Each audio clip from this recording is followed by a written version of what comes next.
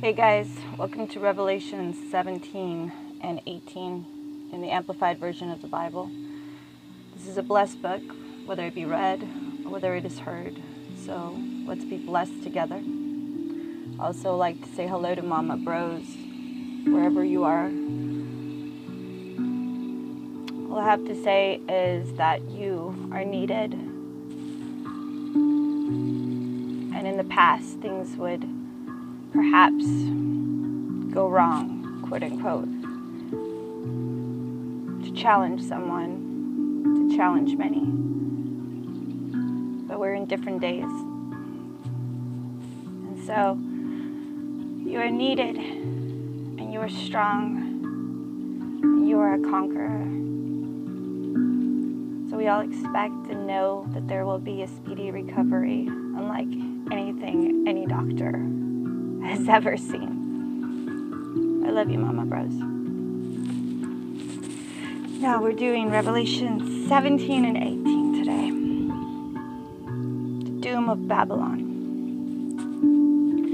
Then one of the seven angels who had the seven bowls and came and spoke with me, saying, quote, "Come here, I will show you the judgment and doom of the great prostitute who is seated on many waters, influencing nations. She, with whom the kings of the earth have committed acts of immorality, and the inhabitants of the earth have become intoxicated with the wine of her immorality." End quote. And the angel carried me away in the spirit into a wilderness, and I saw a woman sitting on a scarlet beast that was entirely covered with the blasphemous names, having 7 heads and 10 horns. The woman was dressed in purple and scarlet and adorned with gold, precious stones, and pearls. And she was holding in her hand a gold cup full of the abominations and the filth of her sexual immorality. And on her forehead a name was written, a mystery, Babylon, the great mother of prostitutes, false religions, heresies, and of the abomination of the earth. End quote. Well, I saw that woman was drunk with the blood of the saints, that's God's people, and with the blood of the witnesses of Yeshua who were martyred. When I saw her, I wondered in amazement. But the angel said to me, "Why do you wonder? I will explain to you the mystery of the woman and of the beast that carries her, which has the 7 heads and the 7 horns and the 10 horns. The beast that you saw was once, but now is not. And he is about to come up out of the abyss, the bottomless pit, the dwelling place of demons, and go to destruction, perdition. And the inhabitants of the earth, whose names have not been written in the book of life from the foundation of the world, will be astonished when they see the beast, because he was and is not, and is yet to come to earth. Here is the mind which has wisdom, and this is what it knows about the vision. The 7 heads are 7 hills on which the woman sits, and there are 7 kings, 5 of whom have fallen. 1 exists and is reigning. The other, the 7th, hath not yet come. And when he does come, he must remain a little while. And the beast that once was, but is not, is himself also an 8th king, and is one of the 7, and he goes to destruction or perdition. The 10 horns that you saw are 10 kings who have not yet received a kingdom, but together they receive authority as kings for a single hour, for a common purpose, along with the beast. These kings have one purpose, one mind, one common goal, and they give their power and authority to the beast. Victory for the Lamb. They will wage war against the Lamb, Christ, and the Lamb will triumph and conquer them because he is Lord of lords and King of kings. And those who are with him and on his side are the called and chosen, the elect, the faithful. Then the angel said to me, quote, "The waters which you saw where the prostitute is seated are peoples and multitudes and nations and languages. And the 10 horns which you saw and the beast, these will hate the prostitute and will make her desolate and naked, stripped of her power and influence, and will eat her flesh and completely consume her with fire. For God has put it in their hearts to carry out his purposes by agreeing together to surrender their kingdom to the beast until the prophetic words of God will be fulfilled. The woman whom you saw is the great city, which reigns over and dominates and controls the kings and the political leaders of the earth."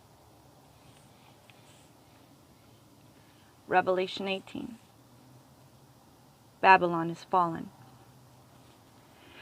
After these things, I saw another angel coming down from heaven, possessing great authority, and the earth was illuminated with his splendor and radiance. And he shouted with a mighty voice, saying, "Fallen, fallen, certainly to be destroyed, is Babylon the Great. She has become a dwelling place for demons, a dungeon haunted by every unclean spirit, and a prison for every unclean and loathsome bird. For all the nations have drunk from the wine of the passion of her sexual immorality, and the kings and political leaders of the earth have committed immorality with her.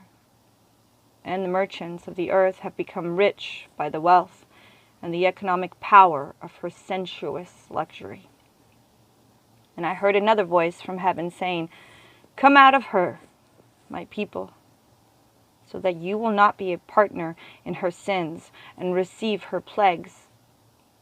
For her sins, her crimes, her transgressions have piled up as high as heaven, and God has remembered her wickedness and crimes for judgment. Repay to her even as she has repaid others, and pay back to her double her torment in accordance with what she has done.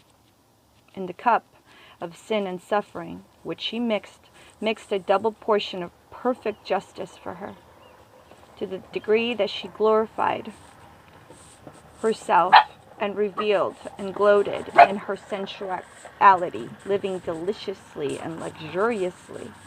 To that same degree impose on her torment and anguish and mourning and grief. For in her heart she boasts, quote, 'I sit as a queen on a throne. I am not a widow, and I will never ever see mourning or experience grief,' end quote. For this reason, in a single day, her plagues, her afflictions, her calamities will come.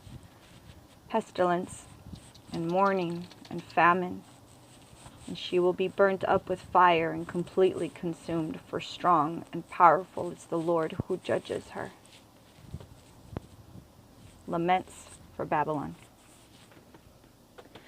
And the kings and political leaders of the earth who committed immorality and lived luxuriously with her will weep and beat their chests in mourning over her when they see the smoke of her burning.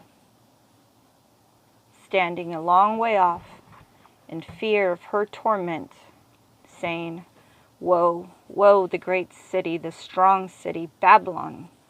In a single hour your judgment has come." And merchants of the earth will weep and grieve over her, because no one buys her cargo, her goods, her merchandise anymore. cargoes of gold and silver and precious stones and pearls and fine linen and purple and silk and scarlet, all kinds of citron, which are scented wood, and every article of ivory and every article of very costly and lavish wood and bronze and iron and marble and cinnamon and spices and incense and perfumes and frankincense and wine and olive oil and the fine flour and the wheat, of cattle and sheep and cargoes of horses and chariots and carriages and of slaves and of slaves and of slaves and human lives. I haven't interrupted any of these revelations, saints. As it is, it's a blessed book. Why explain it, right? But for those few that might not understand, how many men would it take to decide that they were mad at America enough to, for an hour, get together and agree to press some buttons? How else would Babylon, America, be destroyed in an hour? Burning. Everyone afraid. At the same time shocked and overwhelmed that who are they going to sell their goods to now? Who's going to buy them? America has been bombed. And no one will go near her because of the radial fallout. Do you understand? The ripe fruits and delicacies of her soul's desires have gone with you. And all things that were luxurious and extravagant are lost to you, never again to be found. The merchants who handled these articles, who grew wealthy from their business with her, will stand a long way off in fear of her torment, weeping and mourning aloud, saying, "Woe, woe for the great city that was robed in fine linen, in purple and scarlet, gilded and adorned with gold, with precious stones, with pearls, because in 1 hour all the vast wealth has been laid waste. And every ship captain or navigator and every passenger and sailor and all who make their living by the sea stood a long way off and exclaimed as they watched the smoke of her burning, saying, what could be compared to the great city? And they threw dust on their heads and were crying out, weeping and mourning, saying, woe, woe for the great city, where all who had ships at sea grew rich from her great wealth, because in 1 hour she has been laid waste. Rejoice over her, O heaven, and you saints, God's people and apostles and prophets who were martyred, because God has executed vengeance on you through the righteous judgment upon her, the divine sentence upon Babylon. Then a single powerful angel picked up a boulder like a great millstone and flung it into the sea, saying, with such violence will Babylon the great city be hurled down by the sudden spectacular judgment of God, and will never again be found. Millstone is also what the Father said, anyone that hurt the innocent children would be better that they be sunk into the sea with around their necks. When they spoke earlier about the slaves and the innocent, that's the trafficking. That's the trafficking. All those human lives trafficked on the daily, hourly basis in this country. For how long did it ever stop? Once we got here. And the sound of harpists and musicians and flutists and trumpeters will never again be heard in you, and no skilled artisan of any craft will ever again be found in you. And the sound of the millstone grinding grain will never again be heard in you. For commerce will no longer flourish, and normal life will cease. And never again will the light of the lamp shine in you, and never again will the voice of the bridegroom and bride be heard in you, for your merchants were the great and prominent men of the earth, because all the nations were deceived and misled by your sorcery, your magic spells and poisonous charm.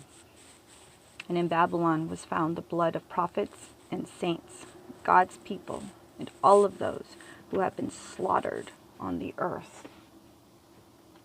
It's the end of today's Revelations 17 and 18. I met a gentleman who had been in every war since Vietnam. A great man, a hero, yes, but in every war since Vietnam, he had had 3 years off. And he started when he was barely of age and went into retirement. He had 3 years of no war that whole time. How did we get here? Well, we're here. I love you guys. I'll talk to you tomorrow.